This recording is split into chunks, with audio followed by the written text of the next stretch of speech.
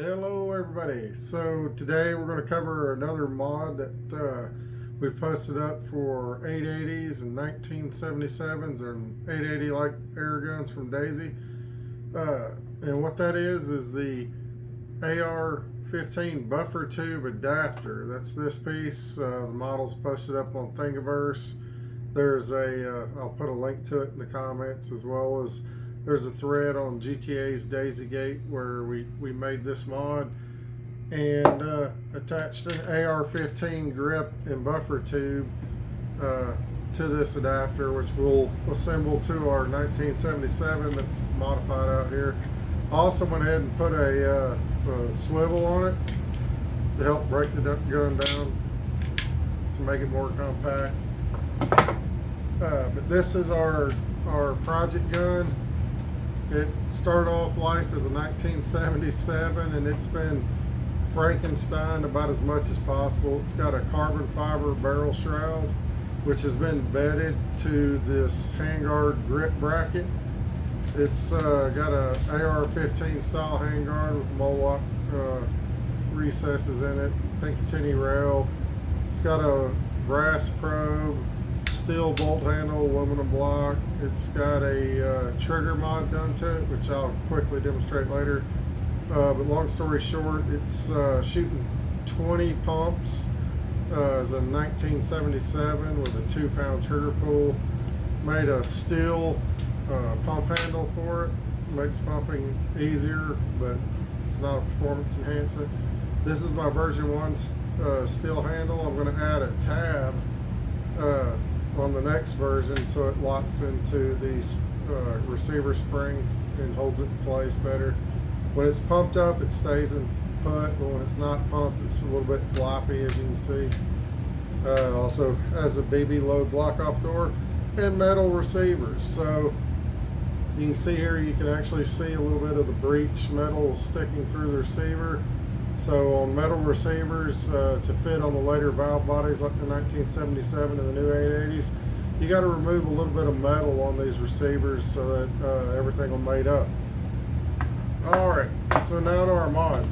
So again, this is an AR-15 buffer adapter. The models are on Thingiverse, and it's made to print in this orientation. With supports. This does require some supports because you have some 90-degree overhangs here.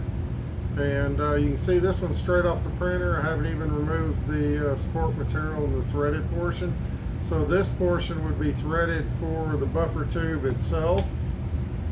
And 3D printed threads, especially machine threads, are not going to be the smoothest and ready to go right off the printer. So normally what I would do is take some pliers or something, maybe a razor knife, and cut off the brim here and then pull the support material out with some pliers.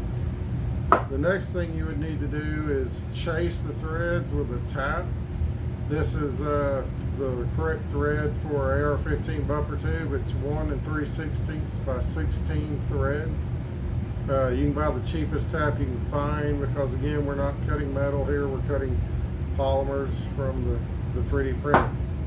But assuming you don't want to spend the money on a tap, an alternative is you can take an actual buffer tube and clean up the threads as best you can and start the buffer tube. I would recommend going just a half turn to a turn at a time, back it out, clean the threads on the buffer tube, start it back, and as soon as you feel resistance, go no more than half to 1 turn, back it out, clean the threads, and repeat. If you force the buffer tube thinking you're going to clean out the threads and more at once, if you will, or faster, you're going to seize that buffer tube in this piece, and you're going to either screw up your buffer tube or you're going to screw up a piece trying to get them back apart. Trust me, I've been there. You're not going to save any time trying to go fast. You want to go very slow. If you use a buffer tube to clean up the threads, just run it in until you feel resistance, back it out. Clean everything, run it in until you feel resistance, back it out. And just repeat that process until you get a full thread in your adapter.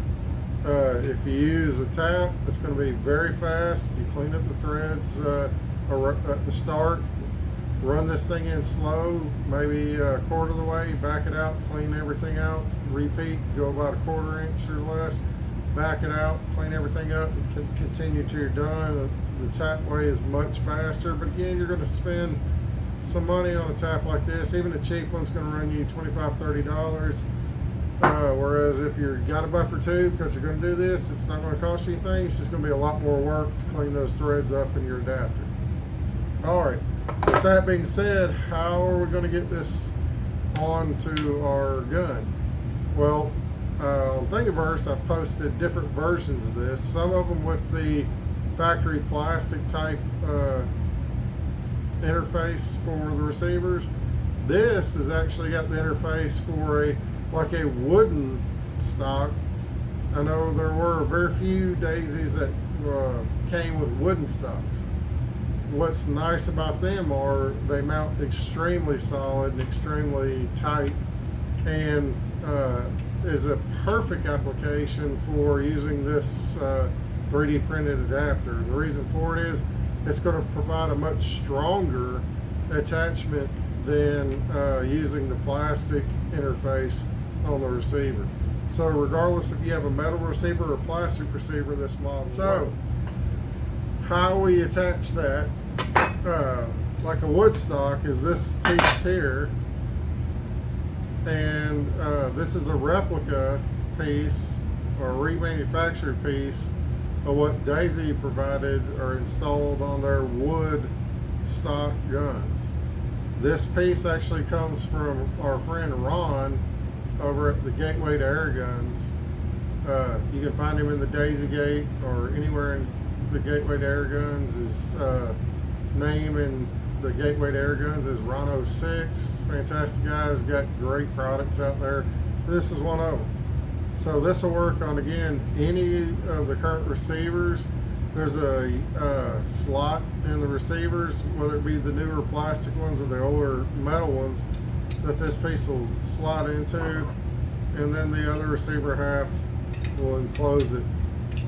So then once the receiver halves are locked together, it traps that piece, and there's a threaded insert in that wood stock plate for a bolt. It uses a 5/16 bolt. So with our adapter, I've got a 5/16 bolt that runs through it and sticks out the end, and that bolt needs to be 2 3/4 inch long. It's kind of an oddball size. You're probably not going to find it at your local hardware store. You may have to order it online. I think I ordered a 4-pack off Bolt Depot for like $6 or $7.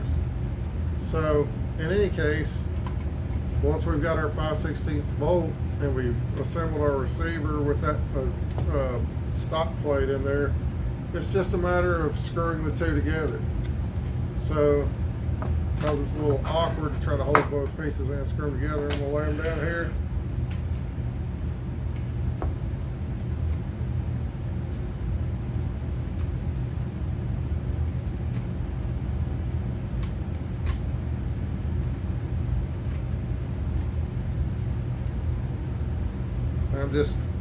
I used a socket head cap screw. Makes it a lot easier to get at than a wrench. I highly recommend, if you're going to go this route, to order socket head cap screws. That way you can get an Allen wrench, which is a whole lot easier to get at than a normal wrench. And there it is.